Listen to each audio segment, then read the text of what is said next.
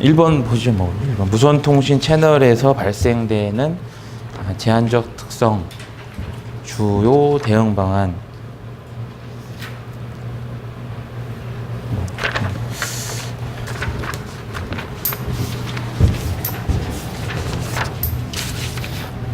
그 기술사 시험은 저는 어쨌든 그냥 시험이니까요.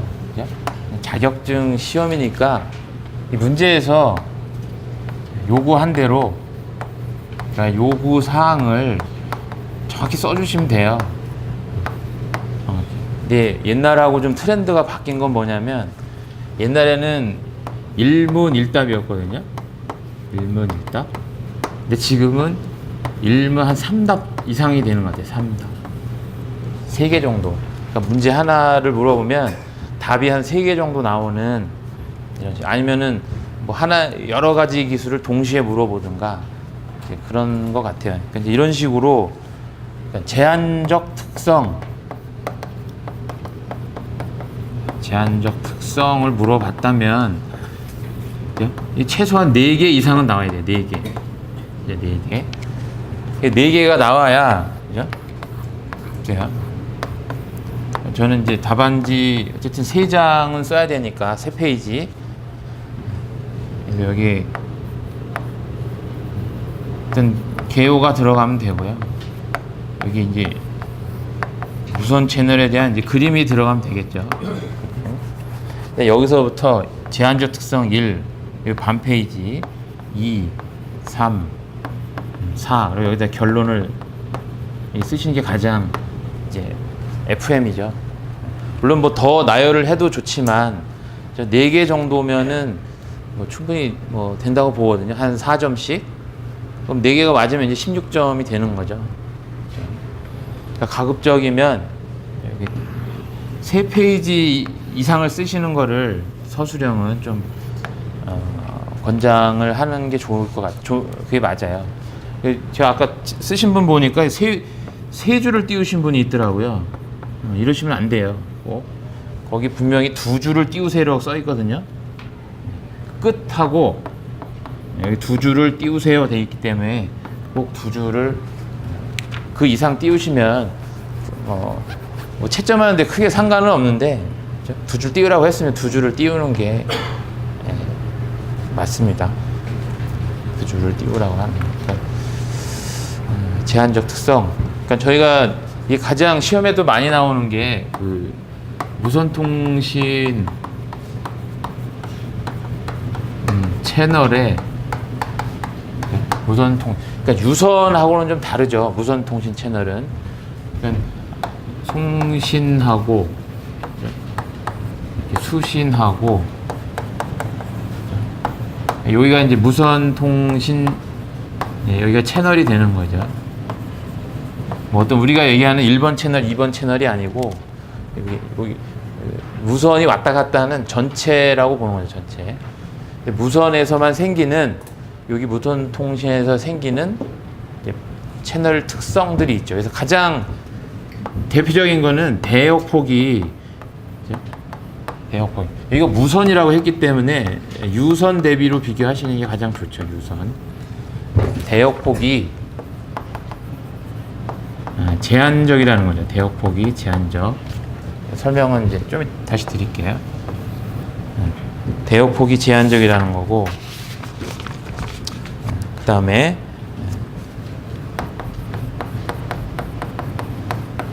채널 간 간섭이 발생한다는 거고요. 그 다음에 페이딩이 발생한다는 거고요. 그 다음에 뭐 여기 쭉 있잖아요. 하나, 둘, 셋, 넷, 다섯, 여섯, 일곱, 여덟, 9개. 뭐 요 중에 그다음에 전파 감쇄 정도가 그래도 가장 좀 4가지를 뽑으라면 좀 대표적인 게 되겠죠. 시험에서도 가장 많이 나오는 거고, 그렇죠? 시험에서도 이거 말고도 여기 더 많잖아요.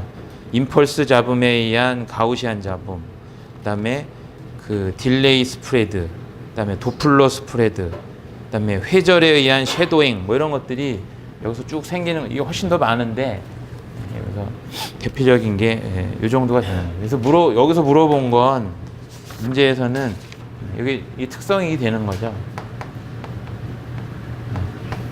특성이 되고 여기 특성이 나왔으면 당연히 성격이 있고 그러니까 이거에 대한 성격이 있고 이거를 여기서는 이제 대응 방안을 쓰라고 했잖아요. 대응 방안.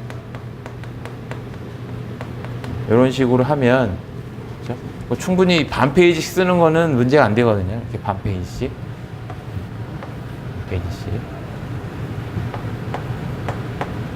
반 페이지.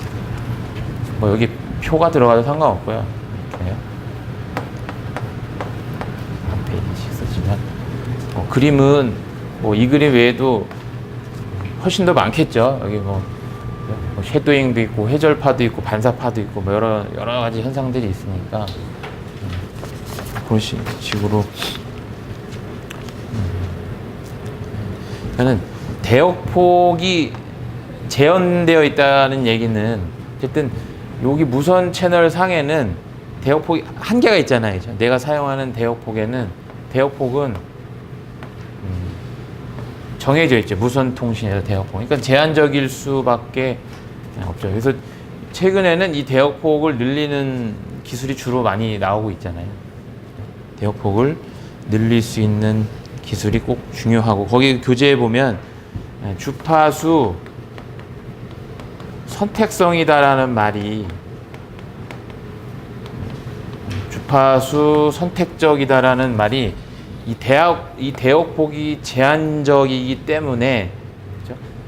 대역폭이 내가 사용하는 대역폭이 이렇게 그렇죠? 제한적이기 때문에 요 채널에 의해서 내가 원하는 채널만큼 어쨌든 내가 이 원하는 대역폭만큼 요쪽의 무선 채널 환경이 같이 따라줘야 된다는 거죠. 이렇게 어떤 식으로든 저희가 이거 이제 뭐 코헤런트 밴드위스 상관 대역폭이라고 얘기는 하는데 주파수 선택성이란 얘기는 어떤 채널 특성이 틀어지면 그 주파수가 걔를 따라간다는 거죠. 그 대역폭이. 그래서 상관 대역폭이 너무 좁으면 그죠? 내가 사용하는 대역폭보다 상관 대역폭 예를 들면은 그러니까 코헤런트 대역폭이 그죠? 내가 실제 사용하고 있는 대역폭보다 작아버리면 주파수 선택적 페이딩이 걸릴 수 있다는 거죠. 그러니까 요 채널 상태에 따라서 주파수 선택성 같은 특성을 가지고 있다는 거죠. 주파수 선택적 특성을 가지고 있다. 그래서 뭐 이런 대역폭 제한에 대한 것들은 여러 가지 방법이 있죠. 물론 뭐 여기는 뭐 OFD에 뭐 미모 이렇게 돼 있지만 그렇죠? 저희가 통신 이론에서 그렇죠? 이렇게 임펄스 신호는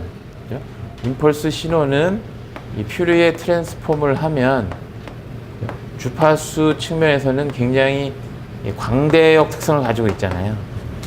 그래서 임펄스 신호가 더 작으면 작을수록 훨씬 더 광대역 특성을 가지고 있죠. 더 넓은. 이렇게 그리니까 좀 그러긴 한데 어쨌든 임펄스 신호가 작으면 작을수록 굉장히 넓은 광대역 특성을 가지고 있죠. 광대역. 그러니까 여기가 이렇게 생긴 신호하고 이렇게 정확하게 구형파가 된 신호하고는 그죠? 퓨리에 트랜스폼 했을 때 이 대역폭의 넓이가 엄청나게 차이가 나는 거죠. 여기 이런 엣지 성분들이 다 주파수적으로 보면 하모닉 성분이거든요. 하모닉 성분. 그래서 이런 엣지 성분을 줄여주면, 그죠? 엣지 성분을 아예 보낼 때 이런 구형파 임펄스 신호를, 그죠? 어떤 필터를 사용을 해서 얘를 약간 이렇게 스무스한 파형으로 만들어 주잖아요. 요렇게 하면 대역폭이 더 줄어드는 거죠. 그죠? 그러니까 이 필터가 제가 이제 레이즈드 코사인 필터가 되는 거죠. 레이즈드 코사인 필터에서 레이즈드 코사인 필터의 롤 오프 특성이 얼마냐. 그러니까 물론 0.5를 뭐 가장 많이 쓰긴 하는데 롤 오프 특성이란 얘기는 얘가 요 레이즈드 코사인 특성 자체가 이런 특성을 가지고 있죠. 그래서 요 신호를 어떻게 잘라주느냐 이렇게 요거에 따라서 이런 대역폭 특성을 극복을 할 수가 있는 거죠. 그러니까 디지털 임펄스 신호의 이 쉐입을 줄임으로 인해서 무선 채널에 생기는 이런 대역폭 제한을 좀 극복을 할 수가 있죠. 그러니까 이런 신호적으로 봤을 때. 그래서 저희가 뭐 ISI에 대한 뭐 개선 방안 뭐 이런 거 얘기를 할 때 주로 이런 얘기를 많이 사용을 하죠.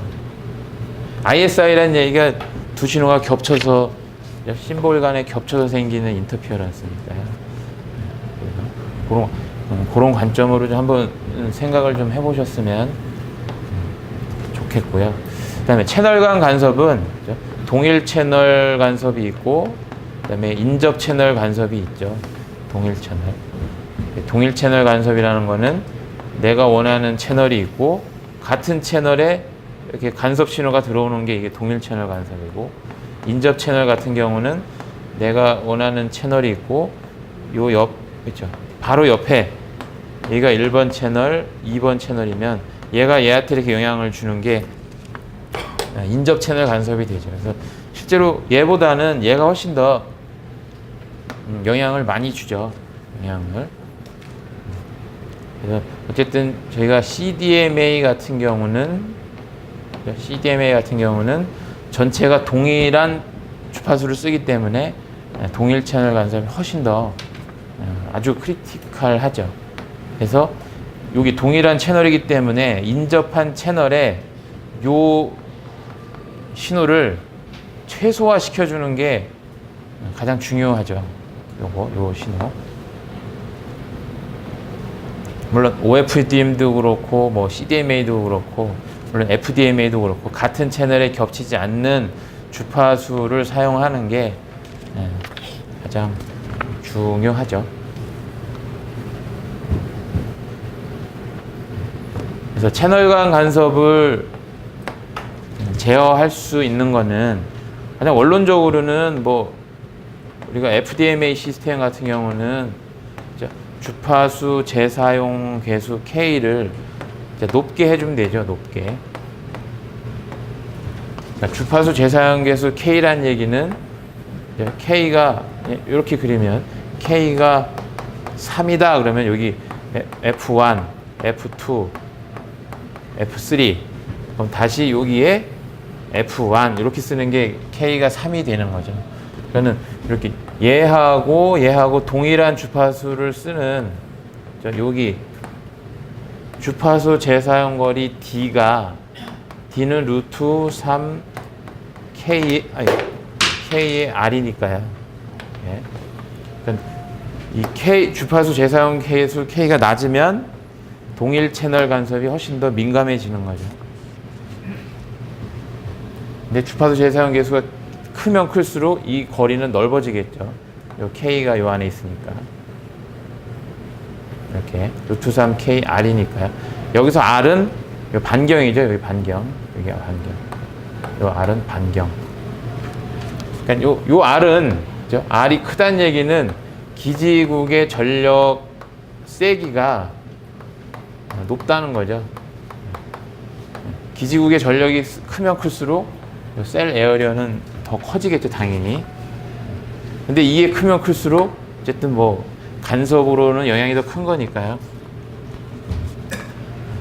그 다음에 최근 기술로 보면 채널 간 간섭에 가장 대표적으로 많이 쓰는 게 IC였죠. 요거는 이렇게 다시 OFDMA 시스템에서는 IC 기술이 되겠죠. IC. 인터 채널 인터피어런스 코디네이션이다. 그러니까 채널 간의 인터피어런스를 코디네이션 하는 기술. ICIC에서 요게 EICIC로 변천이 됐고, 그 다음에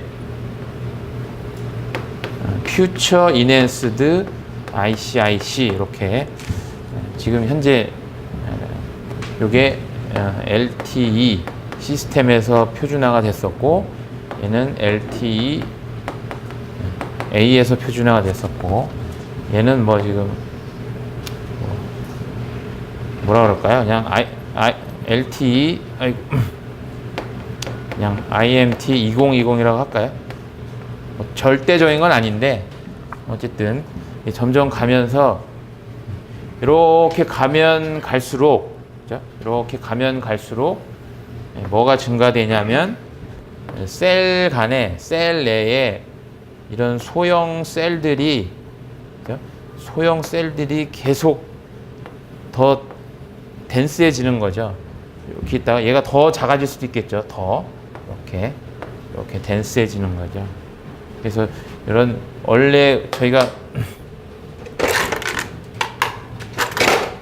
매크로 내에서 이렇게 매크로 셀이 있었다면 이 소형 셀들이 계속 이렇게 생기는 거죠. 소형 셀. 그러니까 이러다 보니까 여기 셀하고 셀 간의 간섭이 엄청나게 지금 증가를 하고 있죠. 그래서 이런 네트워크를 우리가 덴스 헤테로제니우스 네트워크라고 얘기를 하는 거죠.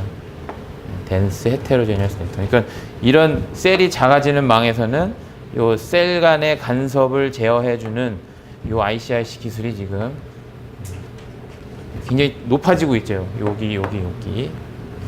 나중에 뭐 다다음 시간 정도에 이건 한번 문제로 풀어 보시고요. 그래서 이런 게 간섭의 가장 대표적인 거죠. 여기 뭐 하나 더 있다 그러면은 이제 뭐 컴프 같은 거죠. 컴프. 그래서 컴프는 조인트 프로세싱 방법이 있고 CS 방법이 있죠. CBCS. 얘는 이제 빔포밍을 통해서 간섭을 제어하는 기술이 핵심이고요. 그죠? 그다음에 조인트 프로세싱은 얘는 협력 통신을 통해서 채널 용량을 일단 향상시키는 거라고 보면 되겠죠. 조인트 프로세싱. 하여튼 이런 게 지금 시험에서 가장 출제가 많이 되는 부분이 이 부분, 이동통신에서는 간섭에 대한 거, 그죠? 간섭을 어떻게 제어할 거냐. 뭐 이 ICIC 문제, 뭐 컴프 이런 거는 이미 한 번 다 출제를 한 거니까요. 그다음에 전체 한번 개념만 한번 보시라고 그냥 쭉 나열을 해보시면 될 것 같아요. 그다음에 페이딩은 전개가 이런 시간적으로 흔들리는 현상이죠. 그래서 페이딩에 걸릴 수 있는 가장 큰 조건은 딜레이, 스프레드에 의한 거, 지연 확산에 의한 게 있고, 도플러, 스프레드. 그러니까 도플러 확산에 의한 페이딩이 가장 영향이 크죠. 그러니까 지연 확산이라는 얘기는 반사파에 의한 거고요. 그다음에 도플러 스프레드는 이동체의 속도에 의한 거죠. 그래서 뭐 이거 말고도 여러 가지가 있긴데 어쨌든 이동통신에서 주로 발생하는 현상이 되겠죠. 그다음에 전파 감쇄, 무선통신에서 전파 감쇄도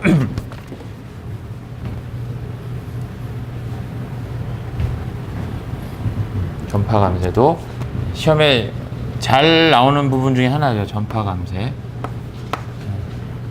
전개에 세기가 있으면 이쪽은 이제 거리가 되는 거죠. 거리. 전파는 이렇게 아주 이상적인 경우에 이렇게 떨어지게 돼 있지 당연히. 그래서 거리의 자승분의 1만큼 요게 세이가 떨어지게 돼 있죠.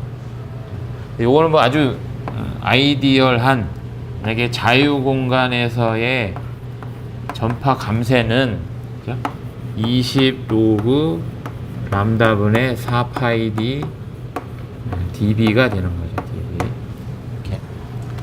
그러니까 자유 공간에서의 요 손실, 자유 공간의 손실은 이렇게 전파가 당연히 감쇄가 된다는 거죠. 근데 이제 이건 이상적인 거고, 그렇죠? 이상적인 거고 여기에 그래서 요 감쇄를 이 정도 감쇄. 그래서 수신기 입장에서, 그렇죠? 이렇게 수신기 입장에서 내가 원하는 미니멈 미니멈 레벨이 여기다, 그죠? 이만큼의 전개 마이크로 볼트만큼의 전개 강도, 마이크로 볼트 메타 퍼 세크만큼, 마이크로 볼트만큼의 어떤 전개 세기가 필요하면 수신기는 최소 수신 레벨이 있죠. 그래서 이거를 전력으로 표현을 하면, 그죠? 수신기의 최소 수신 전력은, 그죠? 송신기의 송신기의 송신 전력에다가, 그죠? 송신기의 안테나 이득에다가, 안테나 전력에다가 수신기의 다시 하자. 송신기의 안테나 전력에다가 이득에다가 그다음에 수신기의 안테나 이득, 이렇게 되는 거죠. 요거 전력상 송신기 이득 전력, 송신기 안테나, 수신기 안테나의 이득을 고부를 하면 수신 전력이 나오는 거죠. 그러니까 여기에 이제 자유 공간에 대한 로스가 이렇게 들어가는 거죠. 로스가. 그러니까 얘도 올리고 얘도 올리고 얘도 올리면 얘는 당연히 같이 올라가겠죠. 손실도 줄이면 되죠. 손실은. 이걸 우리가 이제 링크 버짓을 할 때 요 내가 원하는 수신값 여기에다가, 그죠? 얼만큼의 뭘 가지고 가나요? 요 마진을 가지고 가죠. 마진을 가지고, 마진을 얼만큼 가져갈 거냐가 굉장히 중요한 팩터가 되는 거죠. 그래서 1번 같은 경우는 뭐 특별히 답이 있는 건 아니고, 이거를 어떤 식으로 이렇게 있겠구나라고 잘 좀 한번 풀어보시고, 어떤 그림이 나오는 게 좋을지를 한번 좀 보시라고. 그래서 전체적인 흐름을 한번 봤고요. 그 다음에 2번. 그래서 요즘에 이제 2번 같은 문제가 좀 많이 나오죠. 그러니까 증폭기에 대한 성능 파라미터, 그다음에 개선 방안. 그러니까 얘도 성능 파라미터 그러면 최소한 뭐 4개, 안 되면 한 3개, 4개 이상은 꼭 작성을 하셔야 돼요. 한두 개 가지고는 약하고요. 최소한 3개에서 4개 정도. 그냥이 아니고 얘는 증폭기에 대한 거잖아요. 증폭기라는 거는, 그죠? 증폭기라는 거는 이렇게 작은 신호가 입력이 됐을 때 큰 신호로 이렇게 출력이 되는 거죠. 이 크기는 증폭기가 가지는 요 게인하고 맞먹죠. 게인하고. 그러면 얘가 가지는 게인이 10 dB라는 게인을 가지고 있을 때, 그죠? 요 그림을 출력 그래프를 한번 그려보면, 그죠? 그러면 10이라는 얘기는 10이라는 이득을 이미 가지고 있죠. 이쪽이 dB고 여기가 입력 신호가 되겠죠. 입력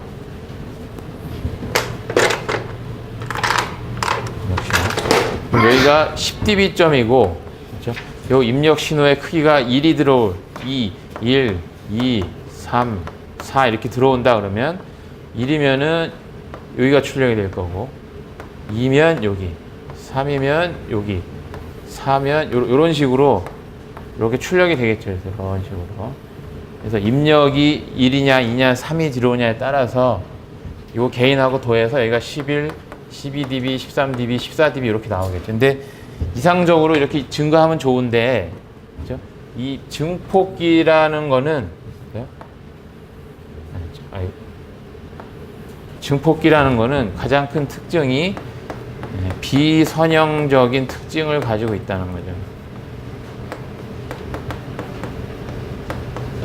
을 가진, 비선형 특성을 가진 넌 리니어한 소자가 되는 거죠, 증폭기는.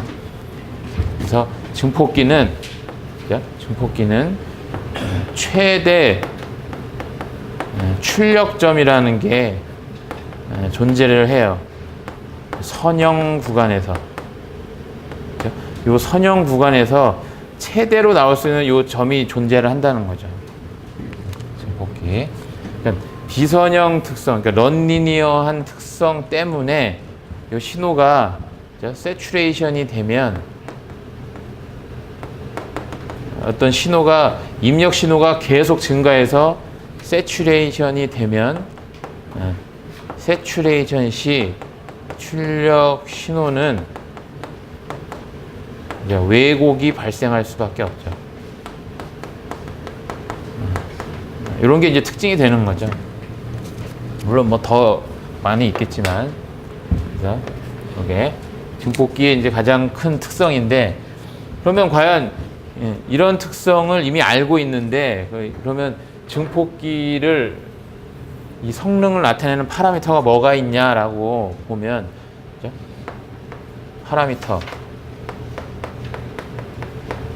파라미터 최소한 3, 4개니까요. 가장 중요한 게 P1dB가 있고요.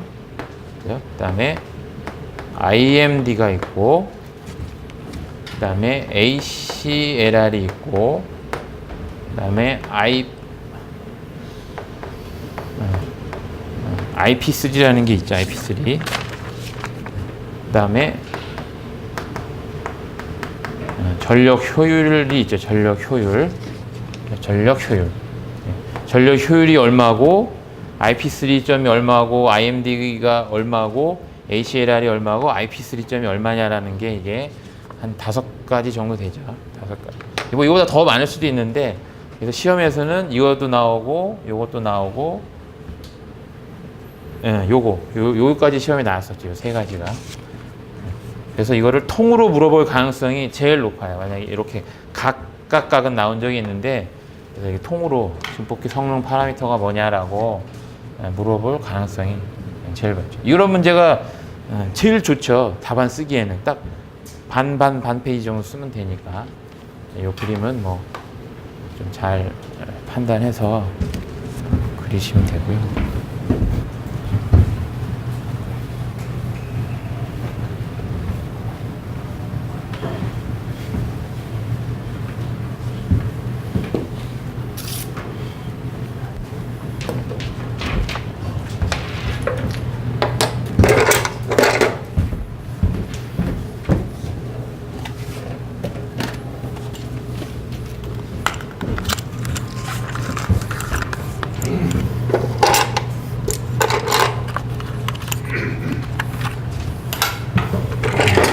그래서 성능 파라미터를 한번 보면 P1dB, 그 다음에 IP3점, 요거는 이제 같이 표현을 할 수가 있죠. 그치? P1dB라는 거는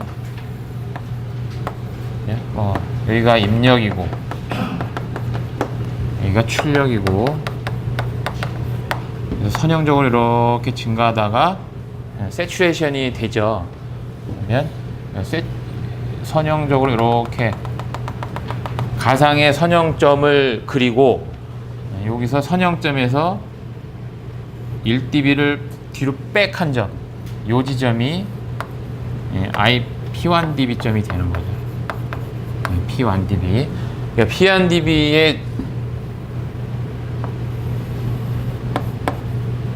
P1dB의 정의는 선형 최대 출력점이 되는 거죠. 선형 최대 출력점.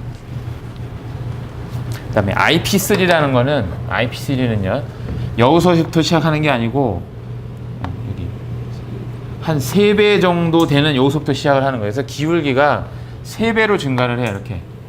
3배로. 아이고, 이런 식으로. 조금 그런데. 그러니까 계산적으로 나올 수 있는 거예요. 이미 요거는 실제 측정할 수는 없고요. 그냥 계산적으로 나오는. 그래서 이게 그 신호가, 입력 신호가 한 3배 정도 증가한다고 보고, 이게 리니어하게 쭉 간다고 봤을 때 이렇게 만나는 점, 여기가 IP3점이에요. IP3점. 이거는 그냥 계산적으로 나올 수 있는 점이에서 IP3는 뭐 시험에 나온 적은 없어요. 그러니까 이 선형성이 과연 얼마냐는 요거를 판단할 때 쓰는 게 P1dB나 IP3점이 되는 거죠. 최대로 이 선형적으로 나갈 수 있는 이 구간이 얼마나 기냐, 선형적으로 출력할 수 있는 구간이 얼마나 긴지를 나타내는 게 P1dB나 IP3가 되는 거죠. 그 다음에 IMD죠. IMD라는 거는 인터 모듈레이션이잖아요. 그렇죠? 인터 모듈레이션이니까, 그렇죠? 증폭기가, 얘는 입력이 예를 들면은 뭐 코사인 오메가 1t다, 그렇죠? 코사인 오메가 1t라는 입력이, 다시 이렇게 표현하면 좀 복잡하니까 그냥 여기서 이렇게 이 AX라는 이렇게 신호가 이렇게 들어오면, 그래서 출력에 대한 값은 DC 성분이 나오게 되고요. 그 다음에 A의 X, B, 그 다음에 CX의 자승, 그 다음에 DX의 삼승, 이런 식으로. 그러니까 크기는 계속 달라지죠. 크기. 여기 진폭에 대한 크기는 달라지는데, 그죠? 요 DC 신호, 그 다음에 X, 그러니까 요 X는 어떤 코사인이든 사인이든 어떤 그 시간적인 이런 파형이 되겠죠. 그래서 BX, 자승, 삼승, 이런 식으로 신호가 출력이 되는 거죠. 이게 비선형적인 특성을 가진다는 거죠. 이렇게 리니어하게 가는 게 아니고 2배, 3배, 4배에 대한 신호가 출력이 된다는 거죠. 그러니까 인터 모듈레이션이니까, 그렇죠? 이런 형태가 아니고 입력이 이제 2개가 되겠죠. 2개.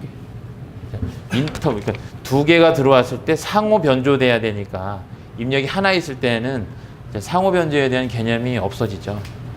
그래서 여기가 A의 코사인 오메가 1t라는 신호가 들어오고, B의 코사인 오메가 2t, 그러니까 서로 다른 주파수를 집어 넣었을 때 이 2개 주파수가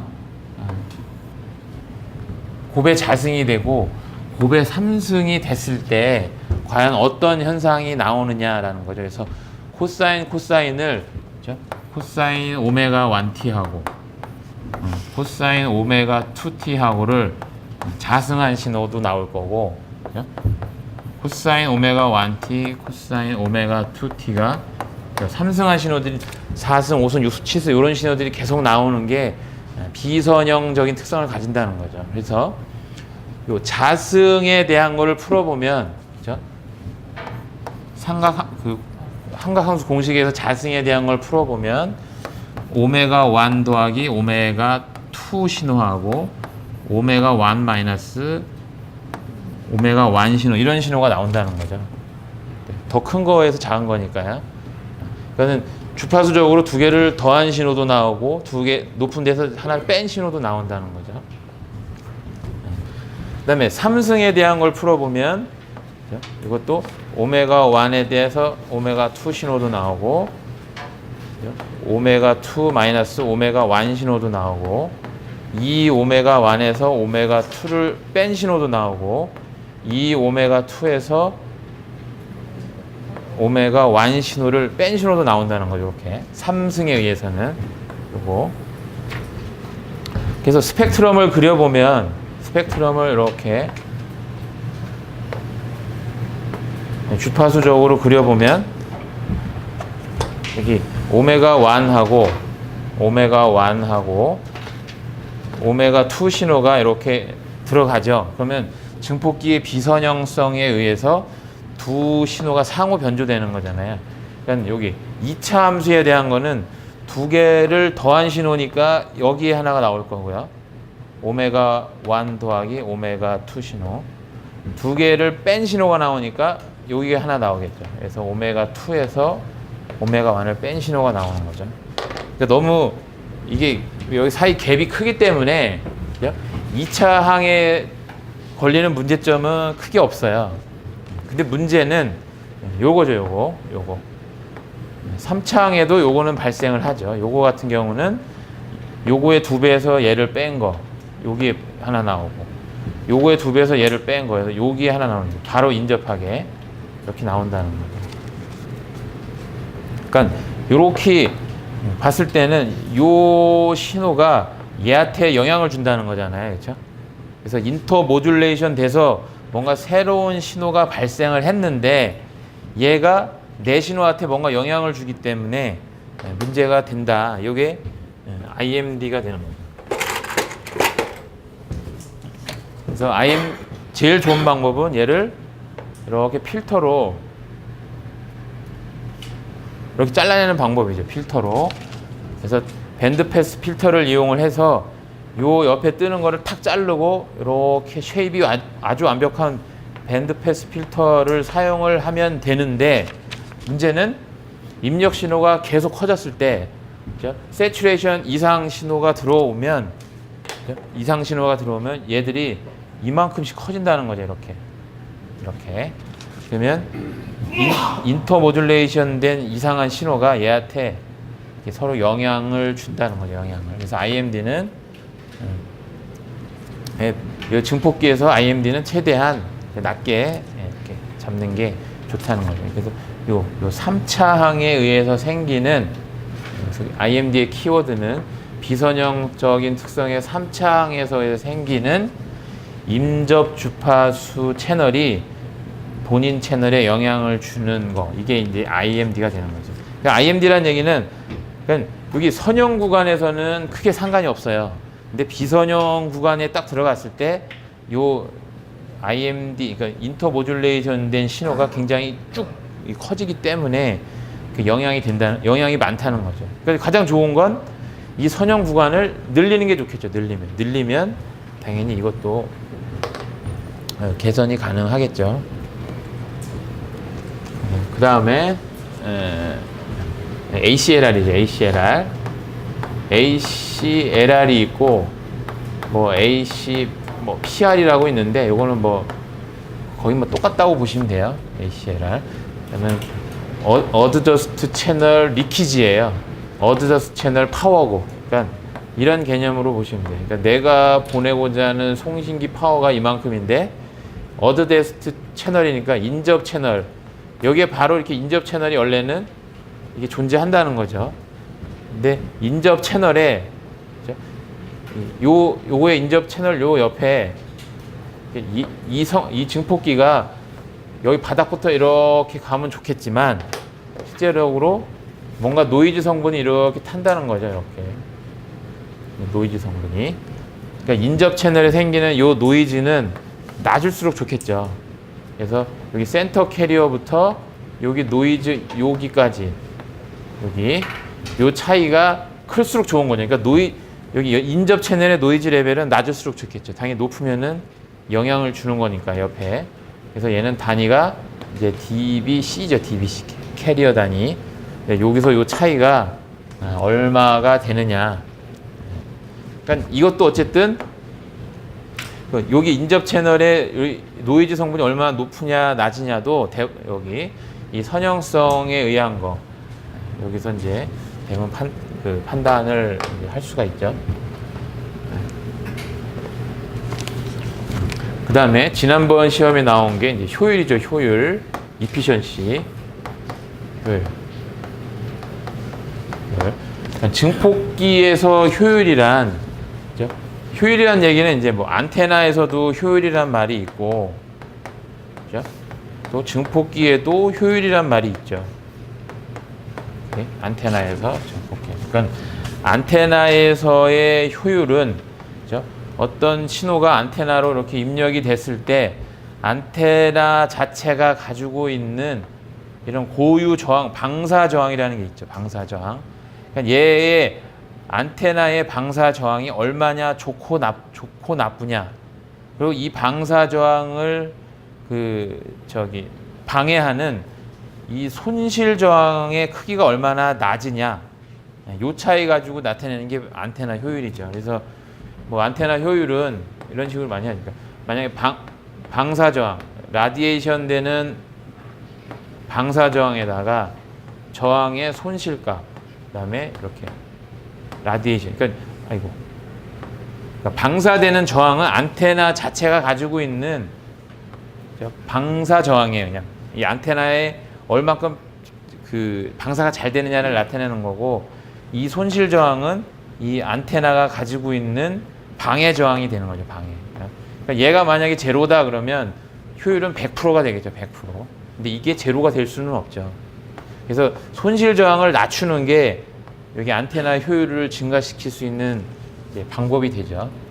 근데 증폭기에서의 효율은, 그죠? 증폭기에서의 효율은 여기 증폭기는, 그죠? 이런 DC 여기 파워, 인풋 파워, 요 와트분의 DC 인풋 파워분의 RF 출력 파워, 출력에 대한 와트 이렇게 나타내죠. 곱하기 100. 어떤 트랜지스터가 증폭기잖아요, 그죠? 트랜지스터에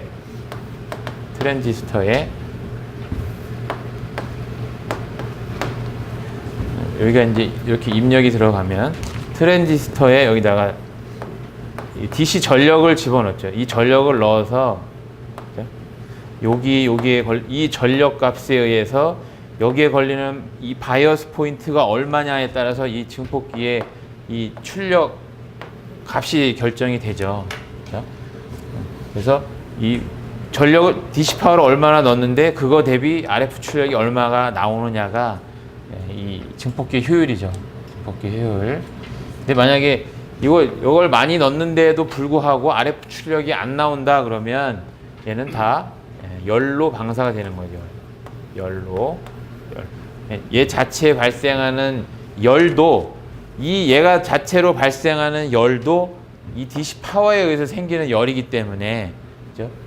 이 열을 최소화시키고 실제 RF 출력으로 얼마나 잘 나가게 만드느냐가 증폭기 효율이 되는 거죠. 증폭기 효율이 좋다는 얘기는 뭐 열도 DC 파워가 그대로 RF 출력으로 거의 나간다. 열 손실 없이. 그게 가장 좋은 거죠. 그러니까 예를 들면 이런 것도요. 이런 것도 선형적으로 증가할 때는 바이어스 걸리는 포인트만큼 출력이 그대로 나가죠. 근데 문제는 이런 세츄레이션 영역에 걸려버리면, 그죠? 나는 출력을 엄청 내고 싶은데 증폭기는 더 이상 출력이 안 나가니까, 그죠? 그러면 아주 재수 없는 경우는 개인이 거꾸로 갈 수도 있다는 거죠. 이렇게 더 떨어질 수도. 그래서 증폭기 효율은 이런 식으로. 그러니까 입력 파워를 입력 신호를 이 증폭기 설계하는 얘 조건에 맞게 잘 넣어줘야만 이 효율을 100% 성능을 발휘할 수가 있겠죠. 지난번에 그래서 요게 한번 시험에 나온 적이 있죠. 그러니까 이런 식으로 이렇게 뭐 늘어보면 이렇게 그림이 있고 특징이 있고 각각 이렇게 써주시면 돼요. 지금 뭐 다시 P1DB나 이런 IMD를 뭐 물론 또 단답형으로 물어볼 수도 있겠지만 지금 뭐 따로따로 정리하시는 것보다는 서술형으로 좀 정리를 해 놓으시는 게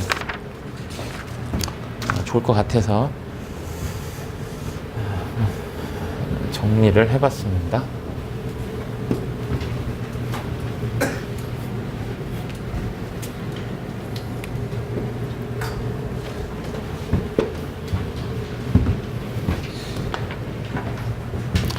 그 다음에 요 한 3번까지만 하고 잠깐 쉬겠습니다. 요 3번도 무선 통신에서 사용되는 대역 통과 필터의 특성, 그 다음에 지난번에 시험에 나왔던 소 필터하고 바 필터죠. 바 필터의 비교 설명해라, 이런 얘기죠. 그러니까 그 대역 통과 필터는 밴드 패스 필터라고 하는데, 얘가 이제 주파수라 그러면, 그러니까 패시브 소자라고 그러죠. 패시브 소자. 수동 소자에는 대표적인 게 이제 필터죠. 필터. 그다음에 뭐 안테나 뭐 이런 것들이 대부분 패시브 소자죠. 어떤 전원이 들어가지 않는 그냥 수동 소자가 되는 거죠. 수동. 그래서 밴드 패스 필터는 이렇게 이런 거를 우리가 밴드 패스 필터라고 얘기를 하죠. 회로적으로 구현을 하면,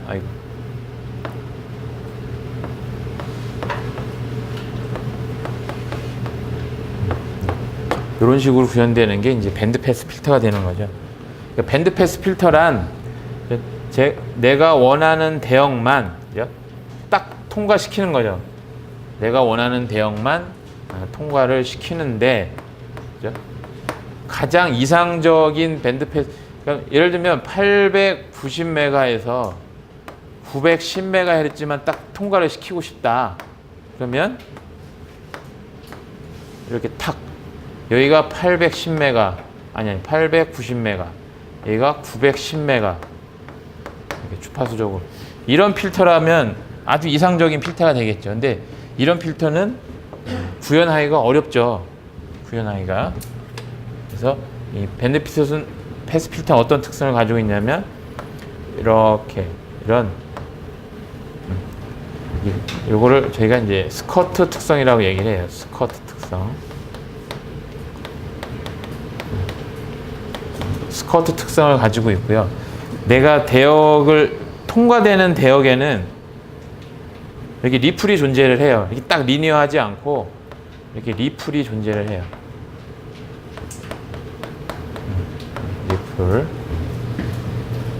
리플이 존재를 한다. 그래서 여기 통과 대역 우리가 다른 말로 인서션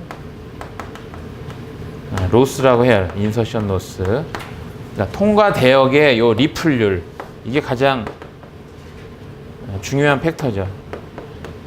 통과 대역.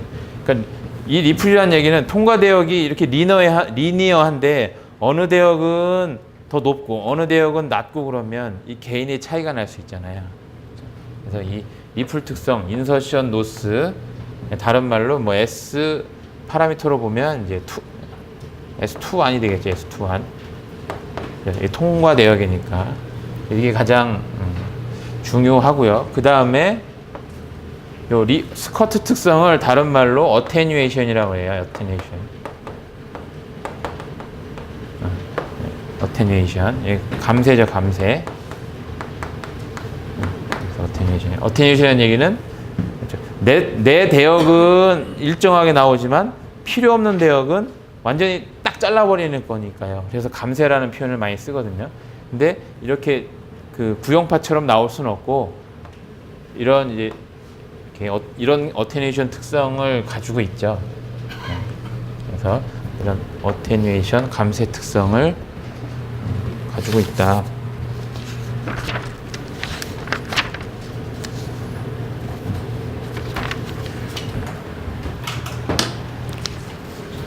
그 다음에 세 번째로는 대역폭이죠. 대역폭. 밴드위스죠. 밴드위스. 내가 원하는 대역이 890에서 910인데 810에서 910인데 여기는 810부터 이게 910인데 여기 뭐 한 800부터 뭐 1000까지 통과를 시킨다 이러면은 안 되는 거잖아요. 그렇죠? 내가 원하는 대역만 딱 통과를 시켜야 되는데 요 대역도 통과를 시키면 안 되기 때문에 대역폭이 중요한 파라미터예요. 대역폭. 여기서도 그냥 3dB 대역폭이라고 많이 얘기를 해요. 전력으로 봤을 때 전력이 2분의 1이 되는 지점, dB로 보면 3dB가 떨어지는 지점, 그러니까 전력이 절반이 되는 지점, 고 대역을 우리가 시료 대역폭이라고 하는 거죠, 실제로. 만약에 여기 레벨이 3dB 이하다 그러면은, 그렇죠? 여기 인서션 노스가 3dB 이하다. 이렇게 여기를 0이라고 보면 0dB라고 보면, 그러니까 패시브 필터는 플러스라는 게 없죠. 무조건 마이너스잖아요. 0 아니면. 왜냐면 증폭을 시켜주는 게 아니기 때문에 얘를 통과시키면 뭔가 감쇄가 되죠, 무조건. 그래서 대역폭이라는 특성, 대역폭도 이런 3dB 대역폭이 굉장히 중요하다. 그 다음에 또 뭐가 있냐면 뭐 온도 특성도 있어요. 온도 특성. 그 다음에 페이지 쉬프트 되는 특성. 이렇게 뭐 여러 가지가 더 있는데, 그래서 여기서 문제에서는 대역 통과에서 한 3가지 정도를 얘기했으니까 뭐 통과 대역, 어테뉴에이션, 대역폭, 인서션 로스 요 정도 이렇게 정리를 하시면 되겠죠. 그러니까 이 대역 통과 필터가 왜 중요하냐면 이거 잘 안 보여가지고.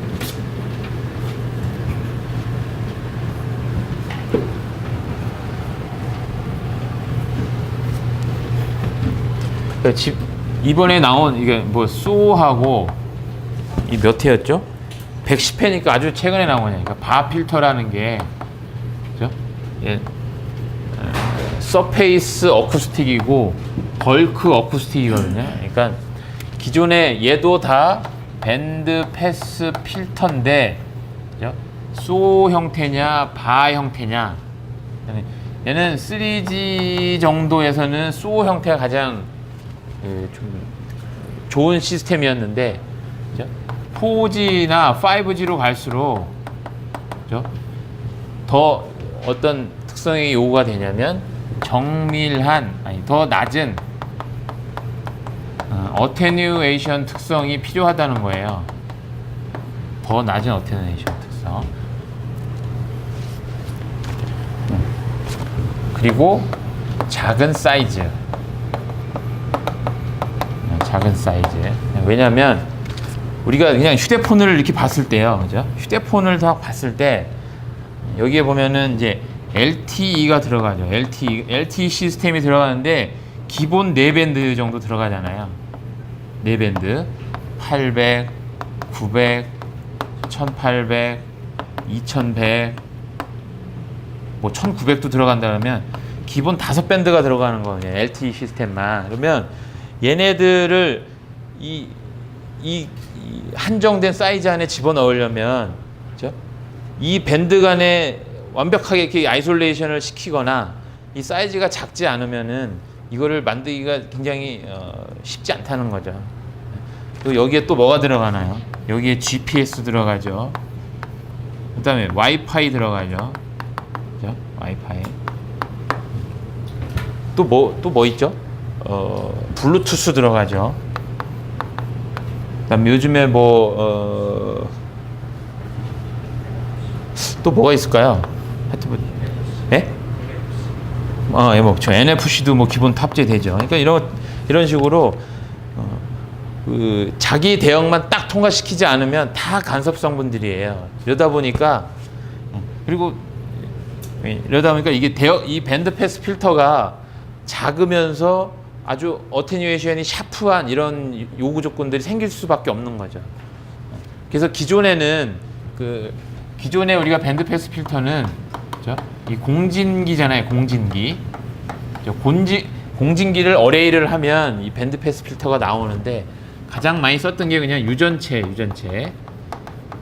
이게 유전체를 깎아가지고 공진을 시켜서 밴드패스 필터를 만들었는데 이게 가장 큰 문제는 여기 파라미터에서 봤을 때 감쇄 특성이 안 좋고요. 감쇄 특성. 그다음에 사이즈가 커지고, 그다음에 위상에 대한 요건 뭐 제가 더 좋으니까. 그다음에 하여튼 두 개. 사이즈하고 감쇄 특성이 굉장히 안 좋다는 거죠. 그래서 얘를 이렇게 바꿔야겠다. 이게 소하고 바예요, 바. 소 필터는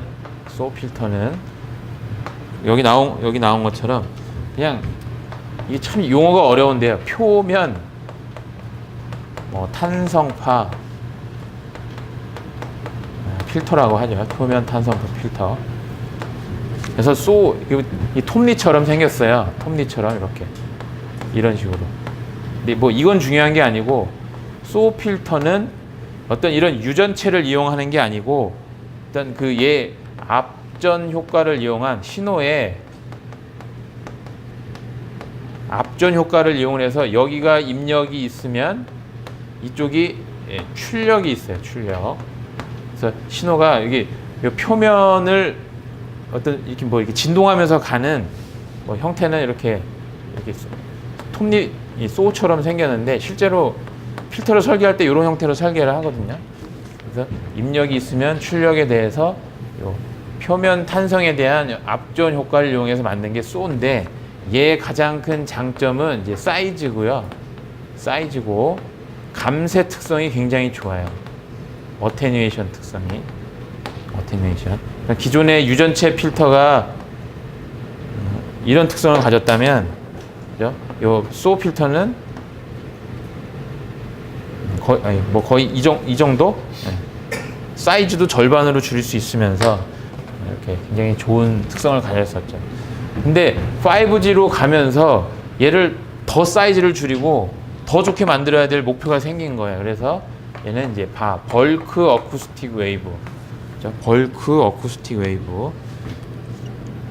그래서 얘는 얘는 용어가 뭐라고 되어 있냐면 최적 탄성파 필터예요. 이런 건 그냥 외우세요. 뭐 최적 표면 뭐 저도 정확하게 이 의미를 잘 모르겠어요.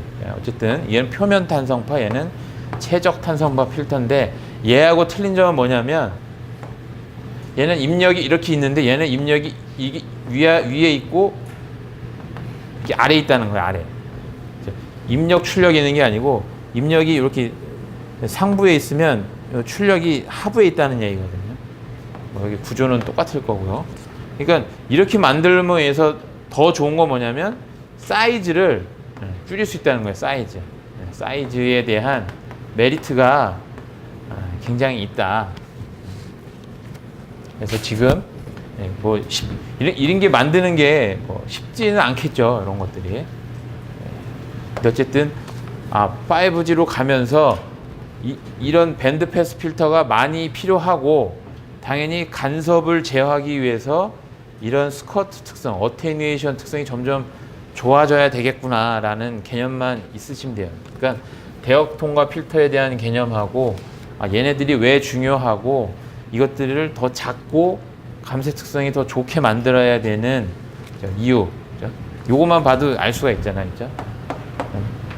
감쇄 특성이 나쁘면 서로 다 그 간섭으로 작용을 하기 때문에 이런 것들이 좋아져서 지금은 바 필터까지 갔다. 이렇게 정리를 하시면 될 것 같습니다. 잠깐 한 5분만 쉬었다가 4번 하겠습니다.